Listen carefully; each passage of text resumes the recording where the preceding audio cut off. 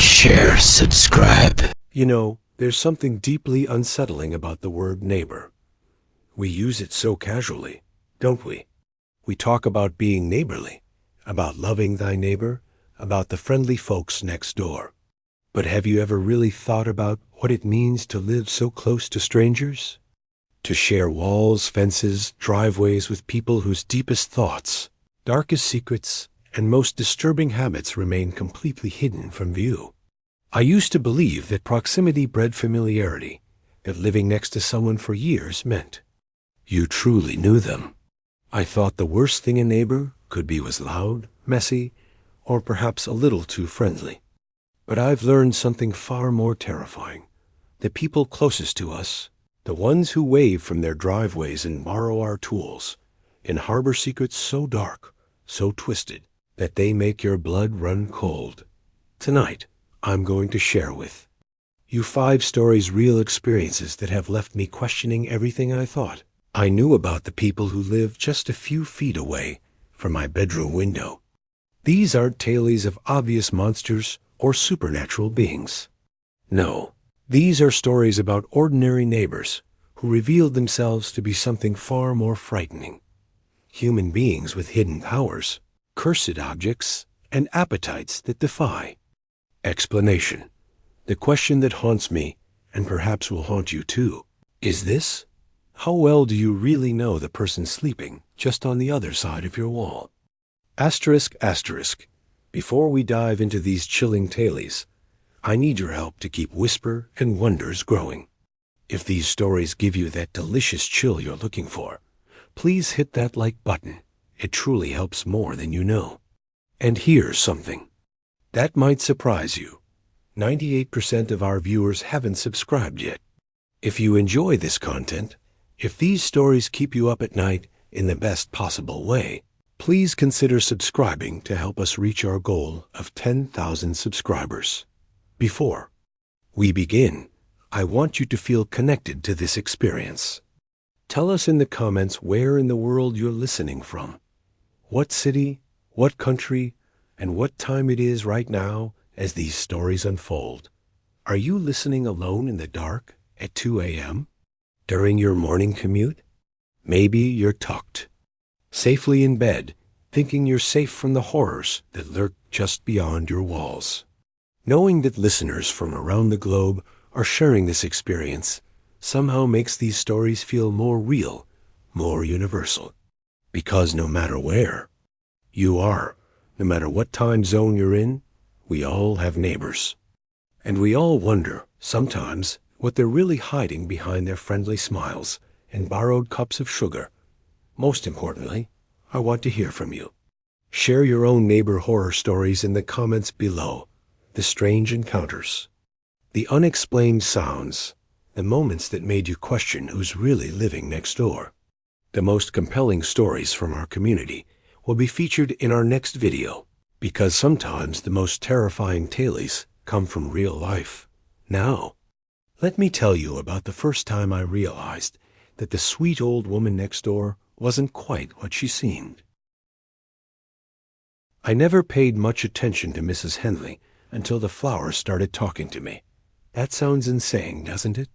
Even now, 3 months later, I can barely believe I'm saying those words. But I need to tell someone, and if you're listening to this, you're probably the kind of person who might actually believe me. Or at least, you won't immediately suggest I check myself into a psychiatric facility. I moved into 47 Maple Street in early March, drawn by the quiet suburban charm and the reasonable rent. The house was a modest 2-bedroom with a small yard that backed up against Mrs. Henley's impressive garden. She was 70-something, with silver hair always pulled back in a neat bun and clothes that looked like they came from a different era. The kind of neighbor every real estate agent promises you'll have quiet, keeps to herself, maintains her property beautifully. Her garden was genuinely spectacular. Even in the dying days of winter, you could see the careful planning, the artistic arrangement of dormant plants and structured beds. She'd lived there for 43 years, according to the mailman, and had spent most of that time cultivating what locals called the most beautiful garden in 3 counties. The first time I spoke to her was on a Saturday morning in late March. I was struggling with a broken lawnmower when I heard her voice over the fence. "Young man, might I suggest you check the spark plug? These older models are finicky about moisture." I looked up to see her watching me with sharp blue eyes, dirt-stained, gloves on her hands, and a serene smile on her weathered face. She was right about the spark plug, and within 10 minutes, my mower was purring like a contented cat. "Thank you, Mrs. Henley. I'm David, by the way. Just moved in." "I know, dear. Welcome to the neighborhood. If you need anything, don't hesitate to ask. We neighbors should look out for each other." There was something about the way she said neighbors that stuck with me, though I couldn't put my finger on why. It was just slightly too emphasized, as if the word carried more weight than it should. April brought the first real warmth of spring, and Mrs. Henley's garden exploded into life. I'd never seen anything like it. Flowers that shouldn't bloom together were thriving side by side. Colors that seemed too vivid, too saturated, as if someone had turned up the contrast on reality itself. I found myself spending more and more time in my backyard, ostensibly reading or grading papers. I taught high school English, but really just marveling at the impossible. Beauty next door. That's when I first heard them dot. It was a Tuesday evening in mid-April. I was sitting on my back porch with a beer, watching the sunset paint Mrs. Henley's garden in golden light, when I heard what sounded like whispers. Soft, indistinct, like several people having a conversation just quiet enough that you can't make out the words. I assumed it was a radio or television from somewhere nearby, but when I walked to the fence to get a better look, the sound seemed to be coming from the garden itself, more specifically from a cluster of roses near the back corner deep, red blooms that seemed to pulse with their own inner light in the fading daylight. "Hello," I called out, feeling foolish. "Mrs. Henley?" The whispers stopped immediately. A sudden silence felt almost hostile, like I'd interrupted something private and important. I stood there for several minutes, straining to hear anything, but the garden had gone completely quiet. Even the usual evening sounds, birds, insects, the distant hum of traffic seemed muted. Over the next few days, I found myself listening for the whispers every evening. They came regularly now, always around sunset, always from different parts of the garden. Sometimes they sounded urgent, sometimes almost melodic, like a lullaby sung in a language I didn't recognize. I told myself I was imagining things. Stress. From the new job, the isolation of living alone for the first time in years, maybe some kind of tinnitus. But deep down, I knew what I was hearing was real. And more disturbing than the whispers themselves was the growing certainty that they were about me. The first time I clearly heard my name, I nearly dropped my coffee mug. It was a Saturday morning, and I was watering my own pathetic attempt at a vegetable garden when I heard it, clear as day. "David, David, come closer." The voice was female, soft and inviting, coming from a section of Mrs. Henley's garden dominated by enormous sunflowers that tracked the sun's movement with unnatural precision. I stood frozen, water still streaming from the hose in my hand. As the voice continued, "Don't be afraid, David. We want to meet you properly." The word sent ice through my veins. I looked toward Mrs. Henley's house, but her curtains were drawn, and I couldn't see any sign of her. The voice was definitely coming from the flowers themselves. "David, you're being rude. Come say hello." This time the voice carried a note of irritation, and I felt an almost overwhelming compulsion to walk to the fence, to lean over it and get closer to those impossible sunflowers. My feet actually started moving before I caught myself. "No," I said aloud, feeling ridiculous, but somehow certain it was important to respond. I can't." The whispers erupted then, not just from the sunflowers, but from every plant in the garden. Dozens of voices, all speaking at once, some angry, some pleading, some laughing with a sound like breaking glass. I dropped the hose and ran inside, slamming the door behind me and closing every blind in the house. But I could still hear them, muffled but persistent, calling my name until well after midnight. The next morning, I found a note tucked under my front door. It was written in careful, old-fashioned script on cream-colored paper that smelled faintly of roses. Dear David, I hope my children didn't frighten you too badly. They get excited about new neighbors. Perhaps you'd like to come for tea this afternoon? I think it's time we had a proper chat. Eleanor Henley Children. She called them her children. I should have packed my bags right then. Should have called a moving company, broken my lease, moved back in with my parents if necessary. Instead, I found myself knocking on Mrs. Henley's front door at exactly 3 o'clock, drawn by a curiosity that felt less like my own decision and more like a compulsion. I couldn't resist. Mrs. Henley answered the door wearing a floral dress that looked like it belonged in a 1950s catalog. Her house was immaculate, filled with antique furniture and the overwhelming scent of flowers. Too many flowers vases on every surface, garlands draped from the ceiling, petals scattered across. Tables like confetti. I'm so glad you came, David. Please, sit down. I've made chamomile tea. It's from my own garden, of course. The tea tasted like liquid sunshine, warm and soothing in a way that made my earlier fear seem almost silly. Mrs. Henley settled into a chair across from me, her hands folded in her lap, and smiled with genuine warmth. You have questions, she said. That's natural. Most people do when they first hear my children speak. Your children, I repeated, my voice sounding strange to my own ears. The flowers. Not just flowers anymore, dear. They were once. But love changes things, doesn't it? Love and loss, and the refusal to let go. Her eyes grew distant, sadness flickering across her features. I lost my daughter 43 years ago. Car accident. She was only 16, David. 16, with her whole life ahead of her. I wanted to express sympathy, but something about her tone stopped me. There was more to this story, and I had the sinking feeling I wasn't going to like where it was going. I planted that first rose bush or grave well, not her actual grave, of course. She's buried across town. But I made a special place for her in my garden, and I planted the most beautiful red rose I could find. I talked to it every day, told it how much I missed her, how sorry I was that I couldn't save her. Mrs. Henley's hands trembled slightly as she reached for her teacup. One day, about a month after I planted it, the rose talked back.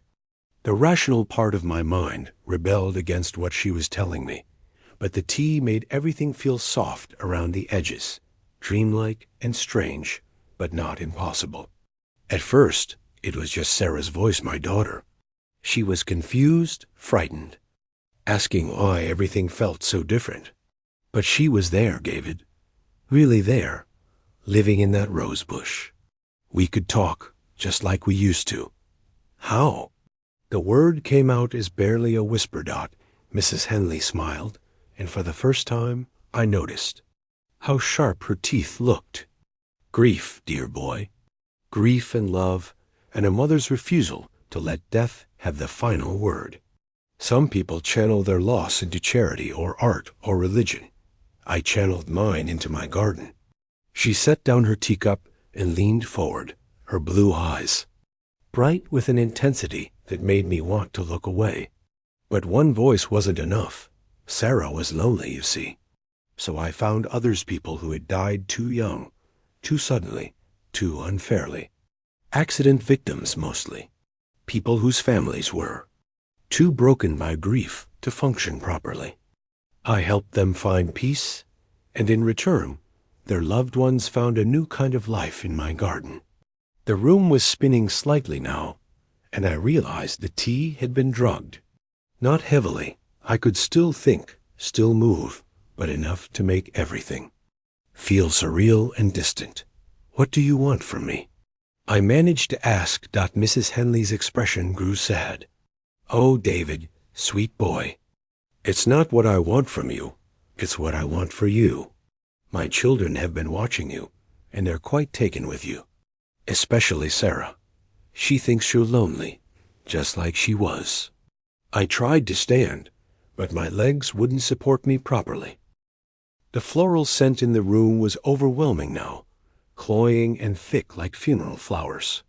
The thing is, Mrs. Henley continued conversationally, my children need sustenance to maintain their new form of life. Not much, just a little bit of life force borrowed from living neighbors. Usually, people don't even notice. They just feel a bit tired, maybe catch a few more colds than usual. Nothing serious. She reached into a drawer and pulled out a small, ornate garden trowel. The metal blade gleamed with an oily rainbow sheen that hurt to look at directly. But you've been resistant to their subtle feeding, David. They're quite frustrated. So, we'll need to try a more direct approach. The last thing I remember clearly was Mrs. Henley standing over me, that impossible trowel raised above her head, speaking in a voice that was no longer entirely human. Don't worry, dear. You'll love it in the garden. My children are excellent company, once you get to know them properly. I woke up 3 days later in the hospital. According to the police report, a concerned coworker had found me unconscious in my backyard, suffering from severe dehydration, and what doctors initially thought might be some kind of allergic reaction. I had strange marks on my arms and chest. Not quite cuts, not quite burns, but something in between that defied medical explanation. Mrs. Henley was gone. Her house stood empty, with a for sale sign planted in the front yard. But her garden remained, more lush and vibrant than ever. And sometimes, when the wind is just right, I can still hear the whispers. The worst part isn't the voices, though. It's the compulsion. Every evening at sunset, I find myself drawn to my back fence, listening to my former neighbors call my name with increasing desperation. They know I got away, and they want me back. Sarah's voice is the loudest, the most insistent. David, she calls. David, please come back. We miss you. We need you. I've put the house up for sale, but so far, no buyers. People tour the property, seem interested, but when they see Mrs. Henley's garden over the fence, still impossibly beautiful, still whispering in the evening light, they always find excuses to look elsewhere. I'm starting to think that's not a coincidence. I think the garden won't let me leave until I bring it what it wants, a replacement. Someone new to tend its hungry flowers and feed its impossible children. The real estate agent is coming by tomorrow with another potential buyer. A young couple, she said, just starting out, looking for a quiet neighborhood where they can put down roots. I keep telling myself I'll warn them. I'll find a way to make them understand what's waiting for them next door. But late at night, when the whispers are loudest and Sarah's voice sounds so lonely, so desperate for company, I find myself wondering if it would really be so terrible to have neighbors who understand what it's like to be caught between life and death. After all, we should look out for each other, shouldn't we? The second time I learned that neighbors aren't what they seem, it was because of a music box that played songs no one had ever written. I should probably mention that after the incident with Mrs. Henley's garden, I moved clear across the state. New job, new town, new beginning, or at least that's what I told myself. Maplewood Heights was supposed to be different, safer, a planned community with strict homeowner association rules, and the kind of neighbors who brought casseroles when you moved in and kept their lawns trimmed to regulation height. My new house was a cookie-cutter colonial on Birchwood Lane, identical to every other house on the street, except for the color of the shutters. The neighbors seemed normal aggressively. Normal, actually. Soccer moms in SUVs, dads washing cars on Saturday mornings, kids riding bikes in perfect suburban harmony. After the nightmare I'd escaped, this sterile normalcy felt like a blessing. The Carmichaels lived directly across the street, in a house with blue shutters that matched mine exactly. Tom was an accountant. Linda worked part-time at a dental office. And their daughter Emma was 7 years old with pigtails and a gap-toothed smile that appeared in my doorway at least twice a week. "Hi, Mr. David. Do you have any cookies?" Mom says I can't ask, but I'm not really asking. I'm just wondering out loud if you might have cookies and want to share them with your favorite neighbor. Emma was precocious in that way that makes adults. Simultaneously charmed and exhausted. She had an endless supply of knock-knock jokes, an encyclopedic knowledge of Disney movies, and absolutely no understanding of personal boundaries. Within a week of my arrival, she'd appointed herself my unofficial social director, showing up uninvited to help with yard work, critique my decorating choices, and provide running commentary on the neighborhood gossip. Mrs. Peterson in the yellow. House has 17 cats, but she's only supposed to have 2 because of the HOA rules. But don't tell anyone I told you.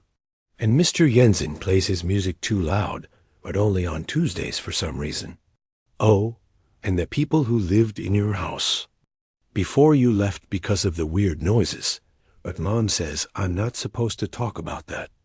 I should have paid more attention to that last comment. The Carmichaels were the kind of neighbors I'd thought I wanted, friendly, but not intrusive, helpful without being pushy. Tom borrowed my hedge trimmer and returned it cleaner than when he'd taken it. Linda brought me a casserole on my second day and didn't seem offended when I admitted I was a terrible cook and would probably need recipes written in crayon to follow them successfully. They were perfectly, impossibly normal, which is why it took me so long to notice that something was wrong with Emma. The first sign was the music box. Emma mentioned it in passing one afternoon while she was helping me plant flowers in my front yard, an activity that still made me nervous. But these were simple marigolds from the hardware store, nothing like Mrs. Henley's impossible roses.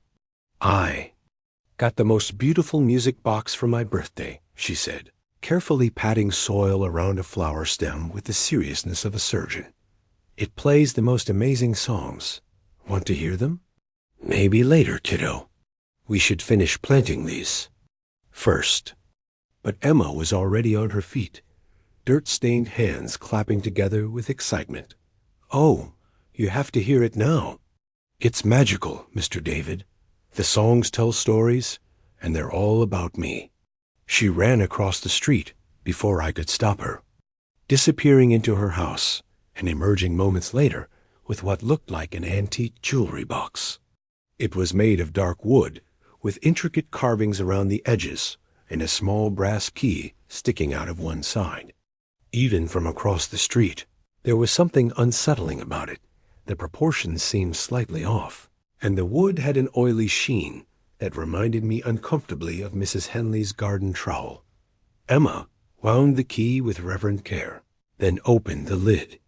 A tiny ballerina began to spin inside, but instead of the simple, tinkling melody you'd expect from a child's music box, the sound that emerged was rich and complex, like a full orchestra playing in miniature. But it was the melody itself that made my blood run cold. It wasn't a tune I recognized, yet it felt hauntingly familiar, as if I'd heard it in dreams I couldn't quite remember. The music seemed to wrap around me, pulling at something deep in my chest, and for a moment I felt dizzy with an emotion I couldn't name. Then the singing started. It was Emma's voice, but not quite higher, more ethereal, coming from the music box itself rather than from the girl standing beside it. And the words were about things Emma couldn't possibly know. David walks alone in his garden of fear. The roses still whisper what he doesn't want to hear. Sarah calls his name in the morning light, but David won't answer, though he knows it's right. Emma closed the music box abruptly, the sudden silence almost violent in its intensity. She looked up at me with her innocent 7-year-old eyes, seemingly unaware that anything unusual had just happened. Isn't it pretty? Daddy got it for me at an antique store. He said it was special, just for me. I stared at her, my mouth dry, trying to process what I'd just heard. The music box had sung about Mrs. Henley's garden, about Sarah's voice in the roses. Things I'd never told anyone, memories I was trying to forget. Emma, I said carefully, what other songs does it play? Her face lit up with delight. Oh, lots. There's one about Mrs. Peterson's cats, and one about why the Johnsons got divorced, and one about what Mr. Jensen does in his basement on Tuesday nights. They're all true stories, Mr. David. The music box only plays true stories. A chill ran down my spine. How do you know they're true? Emma shrugged with the casual indifference of childhood. Because I checked. Mrs. Peterson really does have 17 cats. I counted them through her window. And I heard Mom and Dad talking about the Johnsons' divorce before the music box sang about it, so I knew that one was right too. And Mr. Jensen? Her expression grew thoughtful, and for a moment she looked much older than 7. I'm not supposed to go in people's basements, but the music box says he has jars down there. Lots and lots of jars with things floating in them, things that used to be alive. I felt sick. Emma, have you told your parents about the songs? I tried to, but they can't hear them properly. When I play the music box for them, it just sounds like regular music box songs. For Elise and Greensleeves and stuff like that. But I can hear the real songs underneath, the true ones. That night, I couldn't sleep. I kept thinking about Emma's music box and its impossible songs, about the way it had known things it couldn't possibly know. Around 2 in the morning, I gave up on sleep and made myself a cup of coffee, settling by my kitchen window to watch the quiet street. That's when I saw Tom Carmichael sneaking out of his house. He moved carefully, obviously trying not to wake. His family, carrying what looked like a small shovel and a canvas bag.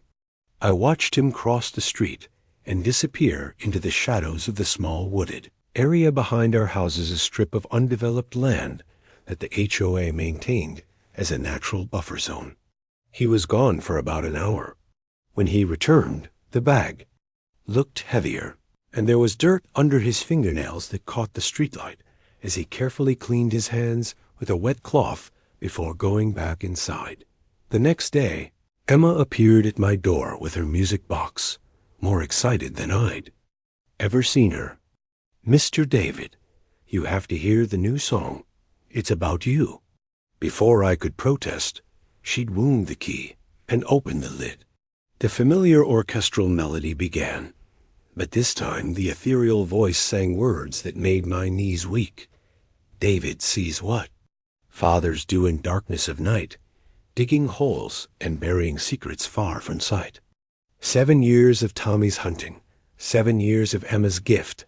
Now David knows the truth that makes the neighborhood shift.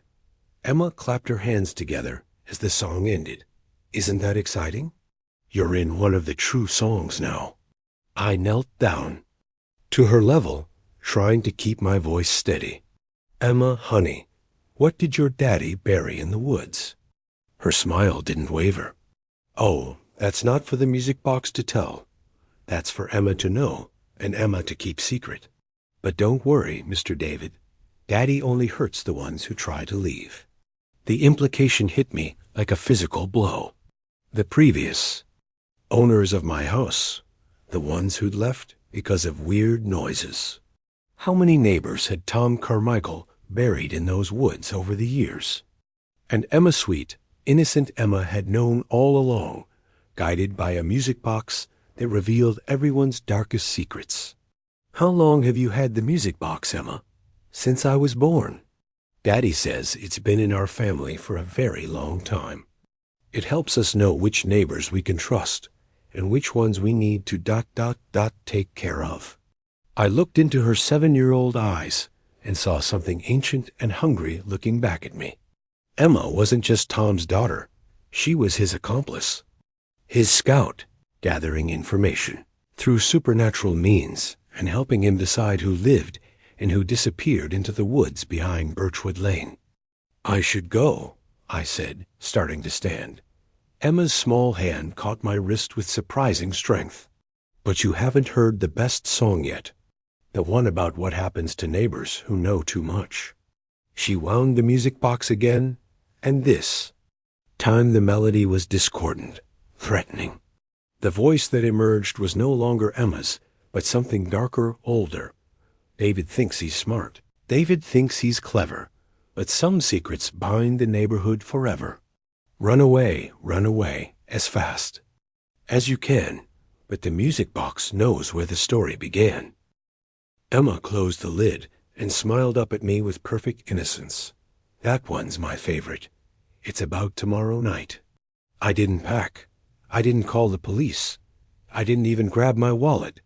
I got in my car and drove, not stopping until I was 3 states away and running on fumes. I abandoned everything: my job, my belongings, my security deposit. None of it mattered compared to getting away from that music box and its terrible songs. But here's the thing about cursed objects: they don't stay put when they don't want to. 3 days after I'd settled into a cheap motel room in a city I'd chosen at random, I found a package waiting for me at the front desk. No return address, no explanation from the desk clerk about who had delivered it. Inside was Emma's music box. There was a note tucked under the lid, written in a child's careful handwriting. For Mr. David, so he won't be lonely. Love, Emma. P.S. The new songs are even better. I threw the box away immediately, driving to 3 different dumpsters to make sure it was gone. But the next morning, it was sitting on my knitstand, its brass key gleaming in the sunlight, streaming through the motel room's dirty windows. That's when I realized the truth. The music box hadn't been Emma's gift, it had been mine.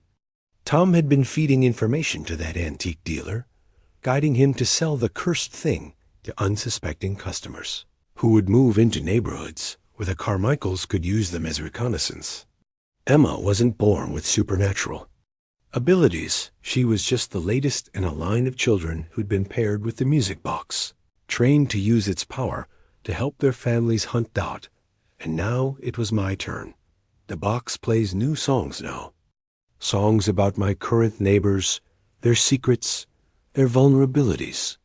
I've learned that Mrs. Rodriguez in room 237 is embezzling from her employer, that the young man in room 108 has been slowly poisoning his roommate, that the night manager sells information about guests to people who shouldn't have it. The music box wants me to act on what I learn. It wants me to be Tom Carmichael, to use its revelations to control and manipulate, and ultimately eliminate the people around me. Every night, the melodies grow more insistent, more demanding. And the terrible truth. Sometimes, late at night, when the songs are particularly beautiful, and the secrets they reveal are particularly useful, I find myself considering it. The power is intoxicating, knowing everyone's hidden truths, being able to predict their actions, understanding exactly how to hurt them if necessary. I've been carrying the music box for 6 months now, and I can feel it changing me. I've started making mental notes about my neighbors' routines, about which ones would be missed if they disappeared, about where the best burial spots might be in the empty lot behind the motel. Last week, I caught myself pricing shovels at the hardware store. The music box is teaching me its songs, note by note, verse by verse. And I'm starting to realize that Emma wasn't the first child to carry it, and Tom wasn't the first father to dig holes in the night. The curse doesn't just create killers. It creates dynasties of them, families bound together by shared secrets, and the intoxicating power of knowing everyone else's. Soon, I think I'll need to find a nice suburban neighborhood, somewhere with good schools and friendly neighbors. Somewhere I can settle down and raise a family. After all, every music box needs a child to wind its key. And every child needs a parent to teach them which songs are worth singing. The third time I should have known better about neighbors was when I met the man who lived in Reflections. After the music box incident, I thought I'd learned my lesson about staying away from suburban neighborhoods entirely. No more planned communities. No more homeowner associations. No more friendly neighbors bringing casseroles. I found myself a studio apartment in downtown Portland, on the 4th floor of a converted warehouse building where the closest thing to neighborly interaction was. Arguing about who left dishes in the communal sink. It should have been perfect. Anonymous city living, where people minded their own business and strange noises were just part of the urban soundtrack. But the thing about curses is that they don't care about your living arrangements. They find you wherever you are. The building had 12 units, filled with the usual mix of urban dwellers, grad students, struggling artists, a few young professionals who couldn't afford anything better. We nodded politely in the hallways and avoided eye contact in the elevator. It was exactly the kind of impersonal existence I craved after Emma's music box and Mrs. Henley's garden. My apartment was sparse but functional. A bed, a desk, a small kitchenette, and one large window that looked out onto the brick wall of the building next door. The only decorative element was a full-length mirror that came with the place, mounted on the wall opposite the window. The landlord had mentioned it was original to the building, a genuine antique from when the space had been used as a dance studio in the 1920s. I barely noticed the mirror for the first few weeks. It was just there, reflecting my small space back at me, making the studio feel slightly less claustrophobic. But mirrors, I've learned, are dangerous things. They're supposed to show you reality, but sometimes they show you things that reality isn't quite ready to reveal. The first time I saw him, I thought it was just a trick of the light. I was getting dressed for work on a Tuesday morning already, running late, when I caught a glimpse of movement in the mirror that didn't match my own motions. I turned to look, but there was nothing behind me, just the same blank wall and window that had been there every morning for 3 weeks. When I looked back at the mirror, everything appeared normal. My reflection stared back at me with the same tired eyes and bedhead hair I'd expected. But there was something different about the quality of the light in the reflected image, as if the mirror was showing me my apartment at a slightly different time of day. I blamed it on stress and too much coffee, but over the next few days, I started paying more attention to the mirror. And the more I watched, the more certain I became that something was wrong with what it was showing me. The discrepancies were subtle at first. My reflection would reach for a coffee mug a split second before I actually moved my hand. It would turn its head to look at something behind me that wasn't there. Once, I watched my reflection smile while I was frowning, and for just a moment, I saw something in its eyes that looked almost like pity. Then I started noticing the other apartment. It was Thursday evening, and I was heating up leftover Chinese food when I glanced at the mirror and saw myself standing in what looked like a much nicer version of my studio. Same layout, same basic furniture, but everything was upgraded. Better lighting, actual artwork on the walls, plants that weren't dying from neglect. Even my reflection looked better, more confident, better dressed, like a version of myself that had made different life choices. I turned around to double-check my actual apartment, and yes, it was still the same sparse, slightly depressing space I'd been living in. But when I looked back at the mirror, it continued to show me this improved version, complete with a reflection of myself that seemed to be living a completely different life. "What the hell?" I muttered, and watched my reflection's lips move in perfect synchronization with the words. At least that part was still working correctly. Over the next few days, I became obsessed with the mirror. I'd stand in front of it for hours, comparing my real apartment with the reflection it showed me. The differences were becoming more pronounced. The mirror apartment had a bookshelf full of novels I'd always meant to read. The window looked out onto a garden instead of a brick wall. There were photographs on the walls, pictures of me with people I didn't recognize, friends I'd never made, a life I'd never lived. And sometimes, late at night, I'd see him, the other me, the better me, the version of myself that lived in the mirror apartment and seemed to have figured out how to be happy. He'd move around the space with casual confidence, cooking elaborate meals, reading books, talking on the phone with what sounded like genuine laughter. He had everything I wanted and seemed completely unaware that I was watching him from the other side of the glass. That's when I started talking to him. It began innocently enough. I'd make comments about what he was doing, like I was watching a television show. Nice shirt, I'd say, or that book any good. My reflection would continue its activities, seemingly oblivious to my presence. But after a few days of this one-sided conversation, something changed. I was complaining about my job, the same dead-end teaching position I'd held for 3 years, when my reflection stopped what he was doing and looked directly at me, not at the mirror. At me, his mouth moved, and I heard his voice as clearly, as if he were standing in the room with me. You could have this, you know, this life, this apartment, all of it.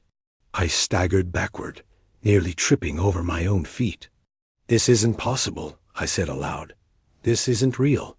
My reflection, or rather, the other me smiled sadly. Reality is negotiable, David, especially when you're as dissatisfied with your current situation as you are. The mirror shows possibilities, potential realities, worlds where you made different choices.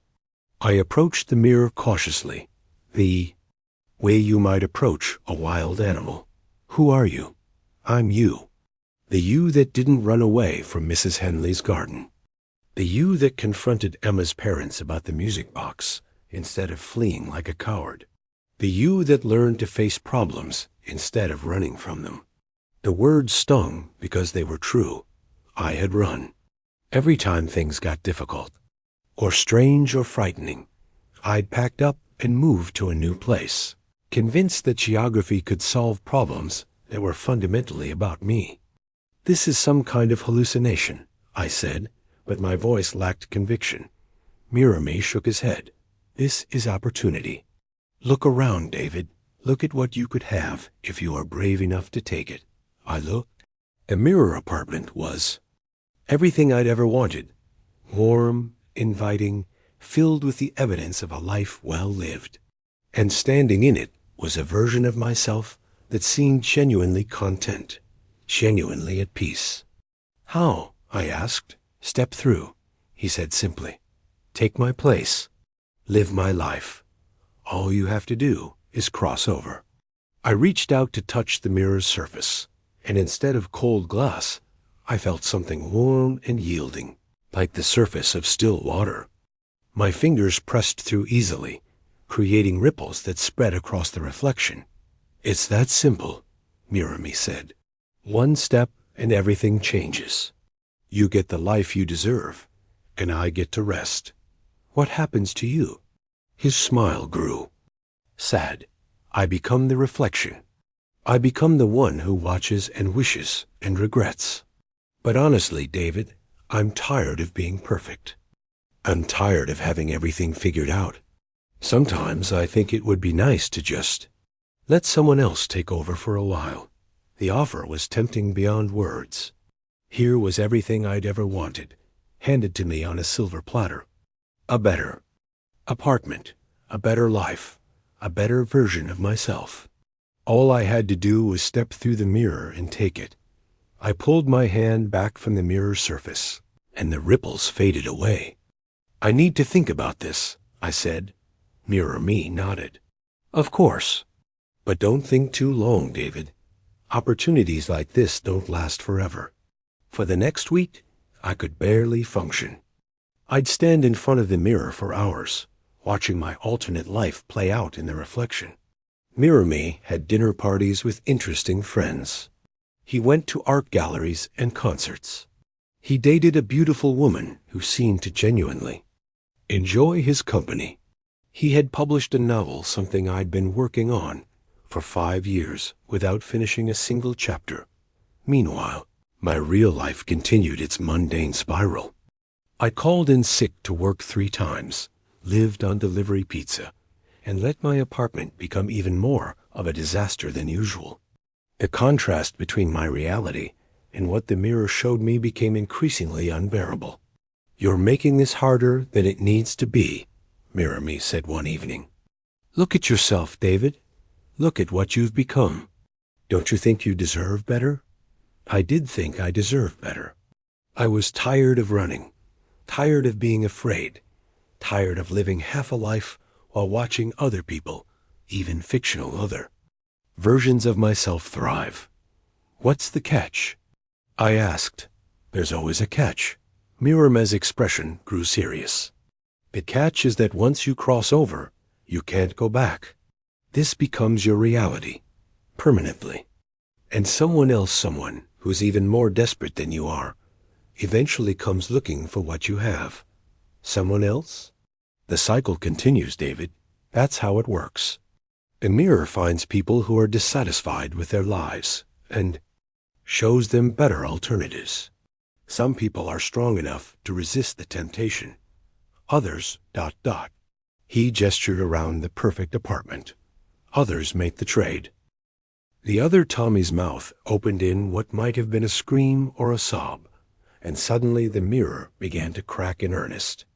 Not just hairline fractures now, but deep, spiderweb patterns that spread across the entire surface, like ice breaking up in spring. As the cracks spread, the other Tommy began to fade, becoming translucent and indistinct. His mouth moved one last time. "You'll regret this. You'll wish you'd chosen differently." "Maybe," I admitted. "But it'll be my choice to regret, not yours." With a sound like breaking ice, the mirror shattered completely, thousands of silver fragments cascading to the floor like fallen stars. In the sudden silence that followed, I heard something I hadn't heard in months, my own laughter, genuine and free. The next morning was Halloween, and for the first time since my dad died, I felt like celebrating. Mom found me sweeping up the broken mirror, and instead of being angry about the accident, she helped me clean up the mess. "You know," she said as we worked together, "I never liked that mirror. It always felt like it was watching me." "Yeah," I agreed. It was definitely watching. We spent that Halloween together, handing out candy to trick-or-treaters and watching scary movies on the couch. It wasn't the Halloween I might have had if Dad were still alive, but it was ours, and it was real, and it was enough. I never told Mom about the other Tommy, about the choice I'd made that night. Some truths are too strange to share, too personal to explain. But I learned something important from that mirror, something that's helped me every day since. We all have other versions of ourselves living in the mirrors of our minds. The people we might have been if things had gone differently, if we made different choices, if life had been kinder to us. And sometimes, in our darkest moments, those other selves seem so much more appealing than who we actually are. But here's what I learned on that Halloween night. Those other versions of ourselves aren't salvation, they're prison. They offer escape from pain, but only by abandoning everything that makes us who we are. The mirror showed me a Tommy who'd never lost his father, but it also showed me a Tommy who'd never learned to be strong, never discovered his own resilience, never understood that love and loss are 2 sides of the same coin. The broken mirror was replaced with a simple one from the hardware store, and I've never had problems with my reflection since. But every Halloween, when the veil between worlds grows thin and possibilities seem more real than usual, I remember the other Tommy. I remember the choice I made, and I'm grateful for it, because being yourself really, truly yourself, with all your scars and fears and imperfections, is the bravest thing you can do. It's the only way to honor the people we've lost. The only way to build a life worth living. This Halloween, when you look in the mirror, remember that the person staring back at you is the only version of yourself that matters. Don't let the mirror people convince you otherwise. Don't let them steal your reflection, your identity, your life. Be yourself. Choose yourself, even when it hurts. Especially when it hurts, because that's what makes us human. That's what makes us real.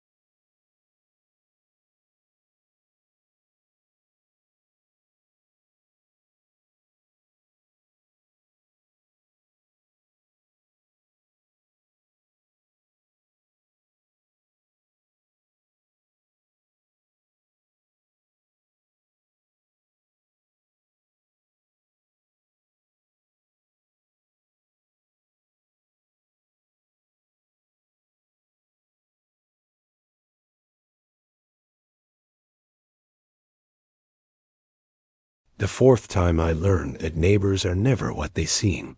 It was because of a recipe box that cooked more than food. After breaking free from the mirror's influence, I thought I'd finally developed some immunity to supernatural manipulation. I'd faced gardens that harbored the dead, music boxes that revealed secrets, and mirrors that showed false realities. Surely, I reasoned, I'd seen enough to recognize the warning signs before getting drawn into another nightmare. I was wrong. Of course, experience doesn't make you immune to curses. It just makes you overconfident about your ability to handle them. I'd settled in Millbrook, a small college town in New Hampshire, where I'd found work teaching English literature at the local community. College. It was the kind of place where everyone knew everyone, where the biggest scandal in recent memory had been the mayor's affair with the librarian. After years of running from supernatural threats, the mundane normalcy felt like a balm to my frayed nerves. I rented a small house on Elm Street, a charming 2-bedroom cottage with a front porch and a backyard just big enough for a vegetable garden, though I had no intention of planting anything after my experiences with Mrs. Henley. The previous tenant had been an elderly woman named Rose Fitzgerald, who'd lived there for 37 years before moving to a nursing home. According to my landlord, she'd been the unofficial neighborhood grandmother, always baking cookies for the local kids and organizing potluck dinners for anyone who needed cheering up. Rose had left behind a few items that she couldn't take to. The nursing home, a rocking chair, some doilies, and an old wooden recipe box sitting on the kitchen counter. The landlord had offered to dispose of them, but something about the recipe box intrigued me. It was beautifully crafted, with intricate flower carvings on the lid and brass hinges that had aged to a warm patina.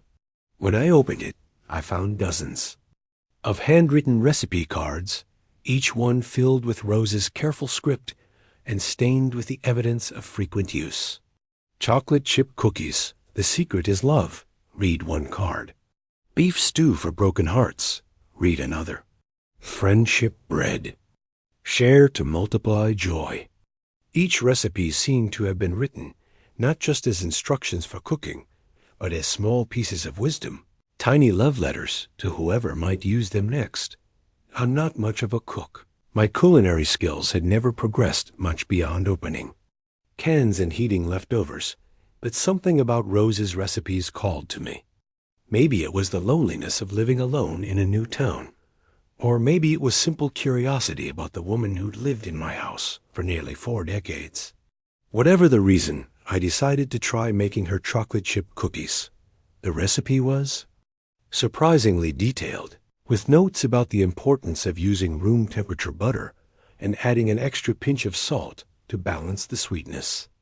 But it was the final instruction that gave me pause. While mixing, think of someone who needs to feel loved. The cookies will find their way to the right person. I followed the recipe exactly, and as I mixed the dough, I found myself thinking about my neighbor across the street. Janet Morrison was a single mother in her early 30s, struggling to raise 2 young boys while working double shifts at the local diner. I'd seen her coming home exhausted night after night. Her shoulders sagged with the weight of responsibility and financial stress. If anyone needed to feel loved, it was her. The cookies turned out perfectly golden brown, perfectly chewy, with chocolate chips that seemed to have distributed themselves with mathematical precision. I packed a dozen into a container and walked them across the street, intending to introduce myself and welcome the boys to try some homemade treats. But when Janet answered the door, something unexpected happened. Her tired expression softened immediately, and tears began streaming down her face.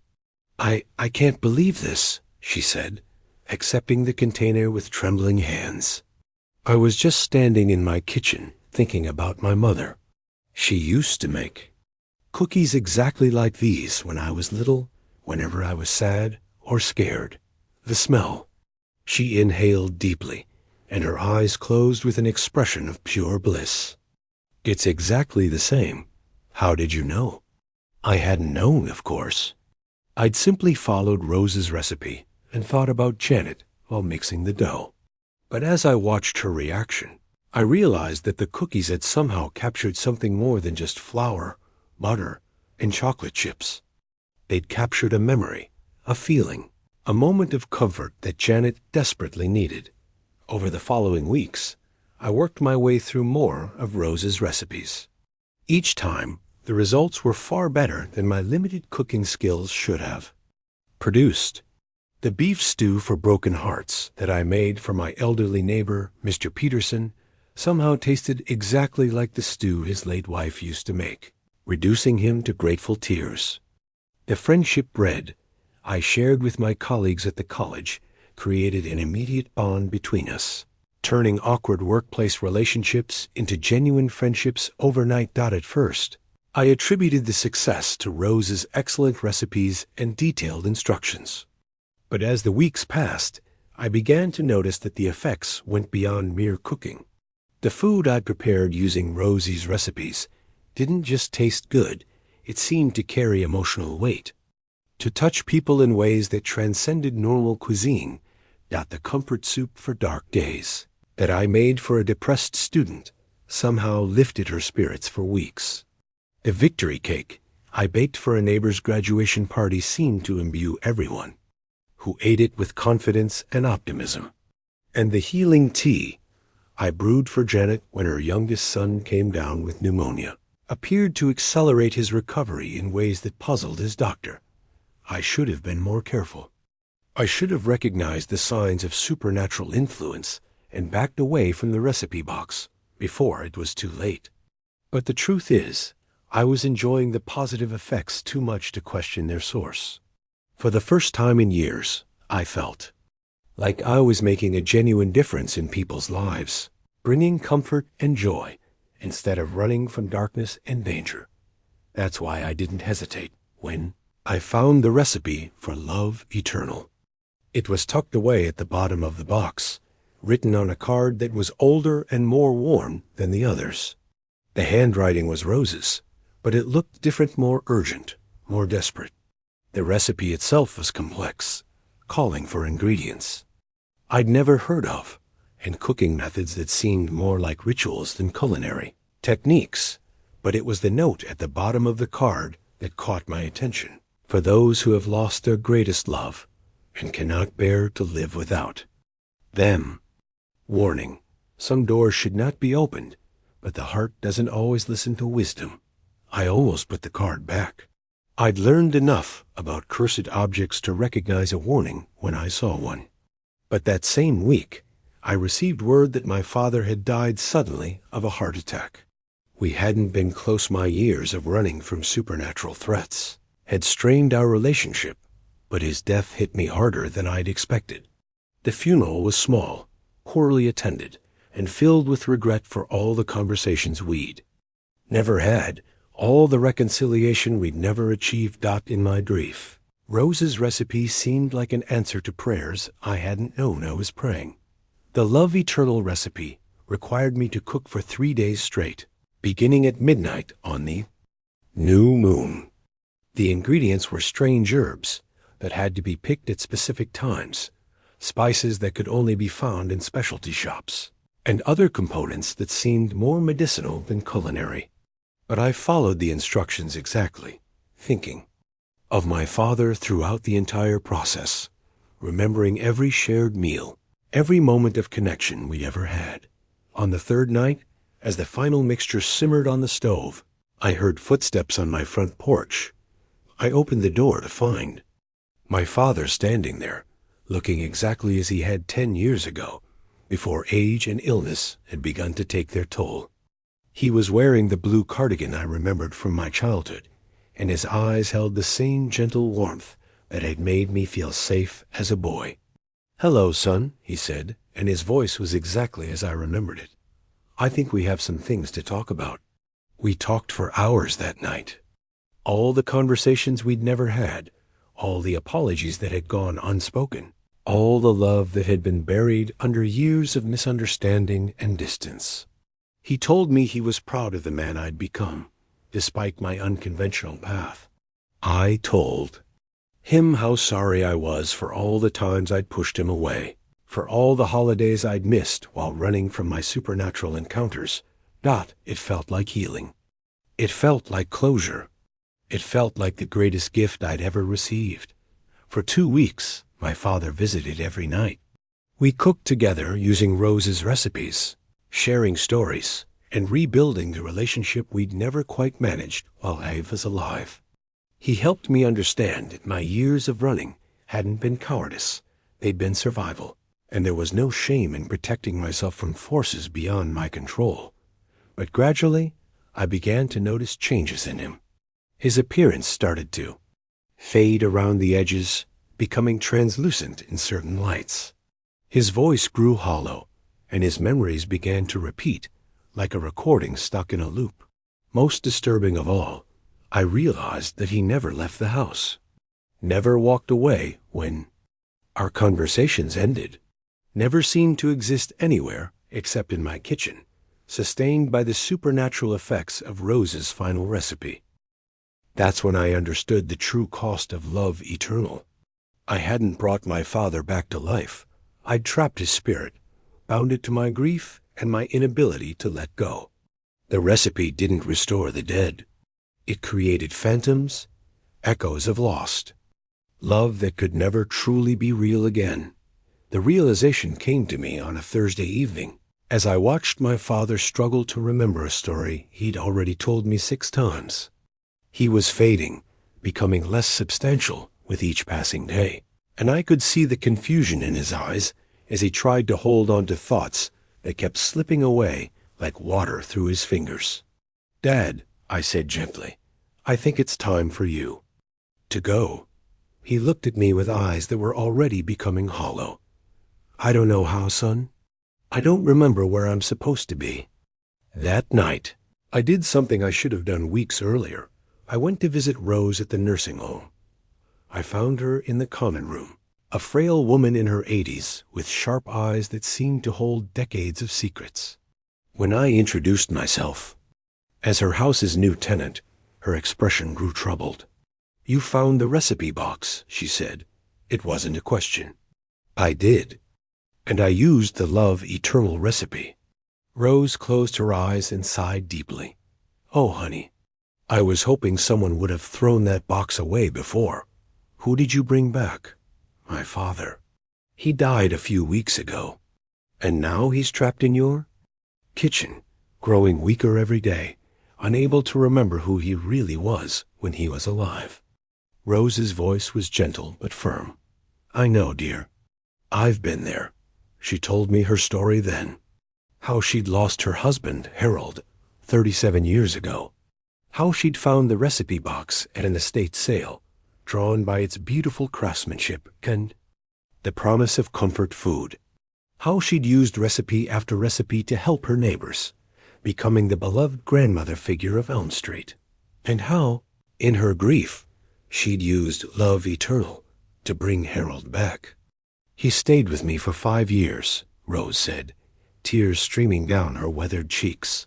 5 years of conversations that grew more repetitive, more hollow, until he was barely a shadow of the man I'd loved.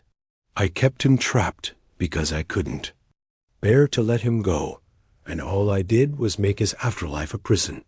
How did you finally release him?" "I had to destroy the recipe, burn it completely while he was watching. It was the hardest thing I ever did, watching him fade away again." But I could see the relief in his eyes as he finally found peace. That night, I returned home to find my father sitting at the kitchen table, staring at nothing with empty eyes. When he looked up at me, I saw only confusion and a desperate longing for something he couldn't name. "I'm lost, son," he whispered. "I don't know where I belong anymore." I pulled out the love eternal recipe card and lit a match. My father's eyes focused on the flame with something approaching hope. "It's okay, Dad," I said, touching the match to the corner of the card. "It's time to go home." As the recipe burned, my father's form began to glow with warm golden light. The confusion left his face, replaced by the loving expression I remembered from my childhood. "Thank you," he said, and his voice carried the strength and warmth it had held in life. "I love you, son. I always did." The card crumbled to ash, and my father faded away, but this time there was peace in his departure. No desperation, no clinging to life, just a gentle transition from one state of being to another.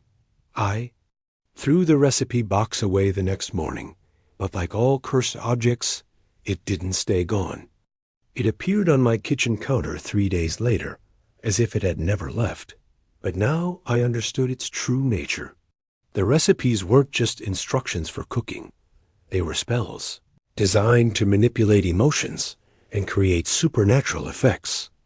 Through the simple act of preparing food, Rose had spent 37 years using the box to help her neighbors, but also to make herself indispensable to them.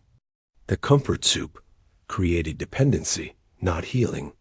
The friendship bread forged artificial bonds, not genuine connections. And love eternal offered the cruelest false hope of all the promise that death could be cheated. That love could survive any separation. The box is still in my kitchen. I've tried throwing it away dozens of times, but it always returns. I've tried giving it away, but potential recipients always find excuses not to take it.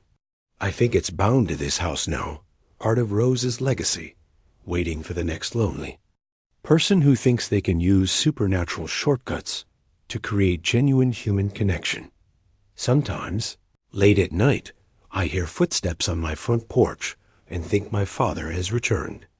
But when I look outside, there's no one there, just the echo of my own longing, magnified by the recipe box's persistent influence. I don't cook anymore.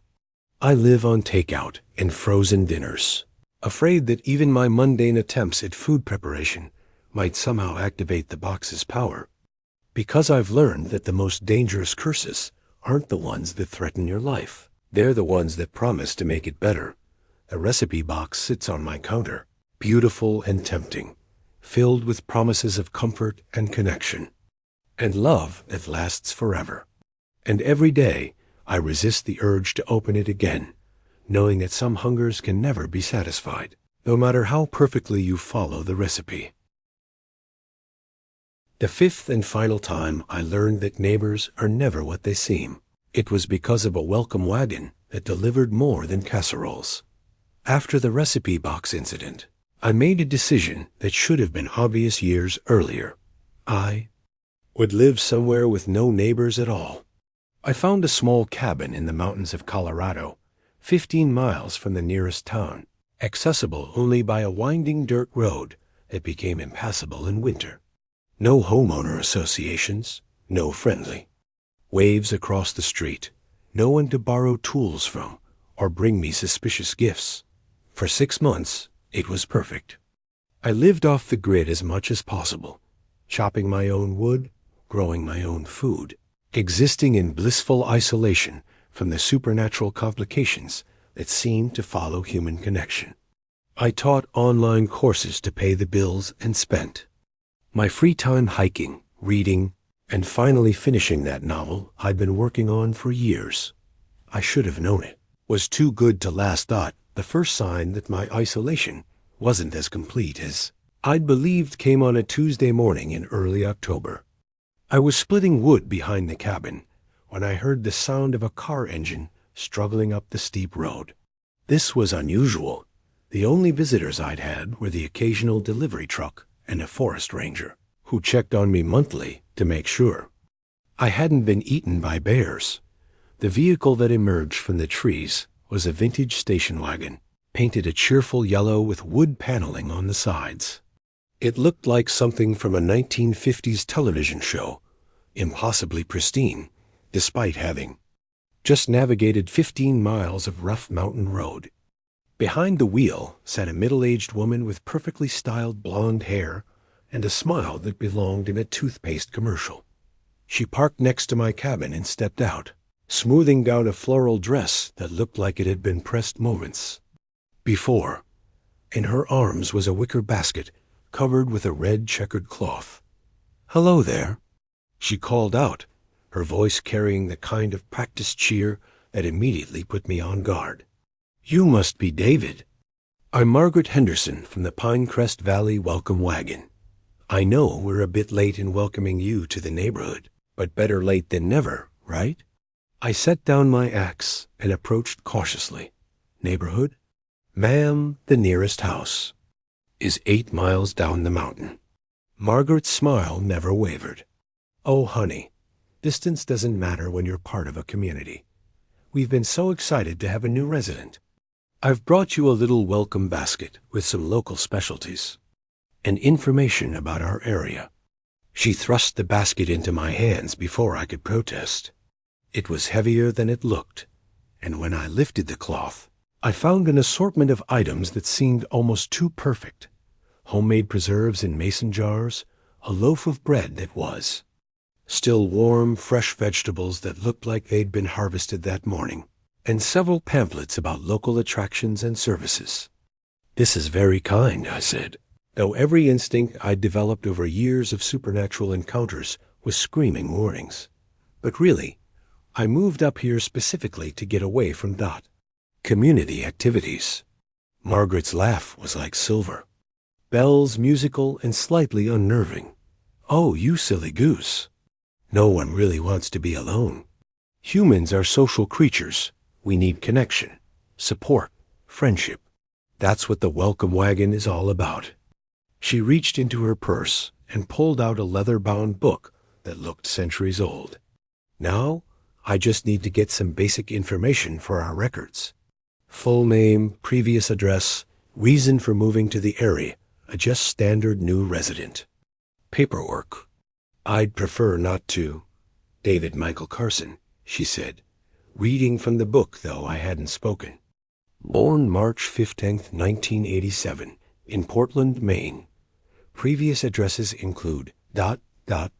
She rattled off every place I'd lived for the past 5 years, including addresses I'd never given to anyone. Temporary rentals, I'd used fake names to secure. My blood ran cold. "How do you know that?" Margaret looked up from the book with that same bright smile. "Oh, the welcome wagon has been serving this community for a very long time, dear. We keep excellent records. Now it says here you've had some interesting experiences with your previous neighbors. Gardens that talk, music boxes that sing secrets, mirrors that show false realities, recipe boxes that cook up more than food. My goodness, you've certainly had an eventful few years." I backed away from her, my hand instinctively reaching for the axe I'd left leaning against the wood pile. "Who are you? What do you want?" "I told you, sweetie. I'm Margaret Henderson from the Welcome Wagon, and what I want is to welcome you properly to our community." She closed the book and tucked it back into her purse. "You see, David, you've been running from something that you never really understood. You thought you were cursed, thought you were attracting supernatural attention through bad luck or poor choices. But the truth is much simpler. The air around the cabin grew thick and oppressive, like the moment before a thunderstorm. Margaret's perfect appearance began to waver slightly, as if she were a television signal experiencing interference. You're not cursed, David. You're chosen, selected, recruited. Every supernatural encounter you've had, every neighbor who turned out to be something more than human, they were all part of your orientation process. Orientation for what? Margaret's smile stretched wider than any human smile should be able to stretch. Why? For joining us, of course. The Welcome Wagon has been recruiting new members for over 2 centuries. We find people who are isolated, lonely, desperate for connection, but afraid of the risks. People who've seen the supernatural world and can't quite fit back into the mundane one. She gestured toward the cabin, and I realized that the familiar space looked different, somehow larger, more furnished, as if it had been upgraded without my noticing. We offer community, David. Real community, with people who understand what you've been through. No more running, no more hiding, no more pretending to be normal when you've seen things that normal people can't even imagine. And what's the catch? I asked, though I was already backing toward the tree line. There's always a catch. The catch is simple, Margaret said, following me with measured steps. You have to help us recruit others. Find people who are ready for our kind of community, people who've had their own encounters with the supernatural, but haven't yet found their place in the world. Guide them through their orientation process, just like you were guided.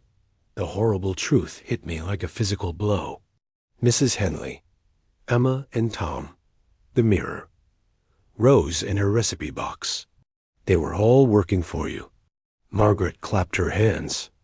Together in delight. Very good. Yes, they're all part of our community now. Mrs. Henley tends our memorial gardens, where we help the spirits of the departed find new purpose. The Carmichaels run our information gathering services. That music box is quite effective at revealing people's secrets. Our mirror specialists help potential recruits see alternative realities and make informed choices about their futures. And Rose, dear Rose, she manages our emotional support division, helping people process grief and loss. They tried to kill me. Oh, heavens no. They were testing you, training you, preparing you for this moment. Every escape you made, every supernatural encounter you survived, every choice to keep running instead of giving in, it all demonstrated exactly the kind of resourcefulness and determination we look for in our community members. I was almost to the trees now, but Margaret didn't seem concerned about my attempt to flee. If anything, she looked amused. Where are you going to run to this time, David? Another town, another state, another attempt at isolation? You've been running for years, and where has it gotten you? You're more alone than ever, more afraid, more disconnected from any kind of meaningful human relationship. She was right, and that was the most terrifying part. I was exhausted from running, tired of being afraid, desperate for some kind of stable community where I could belong. The offer was tempting in ways I didn't want to admit. What happens if I say no? Margaret's expression grew sad, and for a moment she looked genuinely human. Then you keep running, dear. Forever. Because now that you know about us, now that you've seen behind the curtain, you'll never be able to settle anywhere. You'll always be looking over your shoulder, waiting for the next supernatural encounter, the next impossible neighbor. The welcome wagon finds everyone eventually, David. The only question is whether you join us willingly or wait until desperation makes the choice for you. I reached the tree line and turned to run, but the forest had changed. Instead of the familiar hiking trails I'd walked for months, I found myself facing a maze of paths that seemed to shift and writhe like living things. Every direction I turned led back toward the cabin, where Margaret waited with infinite patience. The orientation process is almost complete, she called out. You've learned about gardens that hold the dead, music boxes that reveal secrets, mirrors that show false realities, and recipes that manipulate emotions. Now you just need to learn about the welcome wagon itself, the organization that coordinates all of these wonderful services for our community members. I tried path after path, but they all led back to the same place. Margaret had moved closer to the cabin now, and I could see that it was no longer my simple mountain retreat. It had transformed into something larger, more elegant, a house that could comfortably host dinner parties and community meetings. Think about it, David, Margaret continued. No more loneliness. No more wondering if you're going insane from the supernatural encounters. No more running from place to place, trying to find somewhere you belong. We're offering you a home, a family, a purpose. I was trapped. The forest paths had become a maze with no exit, and Margaret's welcome wagon blocked the only road off the mountain. But as I stood there, surrounded by impossible geography and facing an inevitable choice, I realized something important. I'd been running from the wrong thing. I hadn't been fleeing supernatural encounters. I'd been fleeing the responsibility that came with them. The knowledge that there were other people going through what I'd experienced, people who needed help and guidance, and someone who understood what they were facing. Margaret was right about one thing. I was tired of running. But she was wrong about what I was running toward. I'll join, I said, walking back toward the cabin, but I have conditions. Margaret's smile grew even brighter. Of course, dear. We're a very reasonable organization. What did you have in mind? I want to help people escape if they choose to. Not everyone who encounters the supernatural wants to become part of your community. Some people just want to go back to normal lives. That's unusual, Margaret said, her smile flickering slightly. But not impossible to arrange. What else? I want transparency. No more testing, no more manipulation, no more elaborate recruitment schemes. If someone is a potential candidate, we approach them honestly and let them make an informed choice. Margaret considered this for a long moment. You're asking us to change centuries of tradition. David, the orientation process exists because most people can't handle the truth about our community without proper preparation. Then maybe those people aren't right for your community, I replied. Maybe you should focus on finding people who are strong enough to handle the truth from the beginning. Interesting perspective, Margaret mused. Very well. I'll propose your conditions to the Welcome Wagon Board of Directors. In the meantime, why don't you come meet some of your new neighbors? I think you'll find them quite fascinating. She opened the passenger door of the station wagon and gestured for me to get in. Through the windshield, I could see that the road ahead no longer led down the mountain. It led somewhere else entirely, to a place where the Welcome Wagon's community waited. As we drove away from my former life of isolation, Margaret chatted cheerfully about community events and neighborhood committees. But I barely heard her.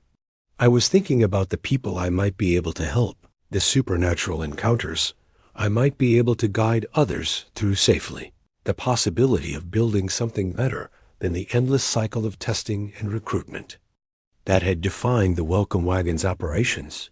Maybe I couldn't escape the supernatural world entirely. Maybe I'd always be part of something larger and stranger than normal human existence. But perhaps I could help shape it into something more honest, more compassionate, more genuinely helpful to the people who found themselves caught between the mundane and the impossible. The station wagon carried me toward my new life. And for the first time in years, I wasn't running away from something. I was running toward it, even if I still wasn't entirely sure what it would turn out to be. As we reach the end of these 5 tailies, I want you to know that my story isn't over. I've been working with the Welcome Wagon for 3 years now, and I've managed to implement some of those changes I demanded. We still recruit people who've had supernatural encounters, but we do it openly, honestly, with full disclosure about what we're offering and what we expect in return. Not everyone chooses to join us. Some people, after learning about our community, decide they'd rather return to their normal lives and forget what they've experienced. We help them with that too. There are ways to shield memories, to create psychological barriers that protect people from supernatural influence. It's not perfect, but it's better than the old system of manipulation and forced recruitment. Others, though, find in our community exactly what they've been searching for. A place where their experiences make sense, where they can use their knowledge to help others, where the supernatural becomes not a source of fear, but a tool for building genuine human connections. I've helped dozens of people navigate their first encounters with cursed objects, haunted neighbors, and impossible situations. Some of them have become close friends. Others have moved on to different aspects of the supernatural world. But all of them had a choice, a real choice, made with full knowledge of the consequences. The Welcome Wagon still exists, and we're still recruiting. But we're doing it better now, more ethically, with respect for people's autonomy and dignity. We're not perfect, no supernatural organization ever is, but we're trying to build something worthy of the trust people place in us. If you've listened to these stories and recognized something in them, if you've had your own encounters with neighbors who turned out to be more than they seemed, then maybe you're ready to learn more about what lies beyond the mundane world. The supernatural isn't going anywhere. It's been part of human experience for as long as we've lived in communities, as long as we've had neighbors to wonder about. The question isn't whether you'll encounter the impossible. The question is what you'll do when you do. Before you go, please take a moment to support Whisper and Wonders. Hit that like button if these stories gave you the chills you were looking for.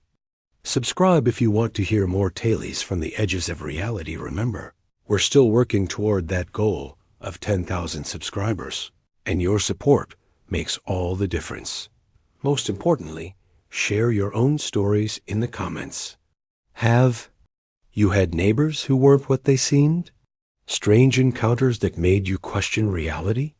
Experiences that left you wondering if you were losing your mind or discovering something incredible? The supernatural world is vast and varied, and every story helps us understand it better. The most compelling stories from our community will be featured in future videos, because the best horror stories aren't the ones we make up. They're ones we live through and survive to tell. Until next time, remember, your neighbors might be ordinary people living ordinary lives, but they might be something else entirely. The only way to know for sure is to pay attention, ask questions, and be prepared for answers you might not expect. Keep your eyes open, your mind sharp, and your door locked. You never know who might come knocking with a welcome basketful of more than just casseroles. This has been Whisper and Wonders, and I'll see you in the shadows between the mundane and the impossible. Sweet dreams, and remember to check your mirrors before you turn out the lights. Thanks for watching.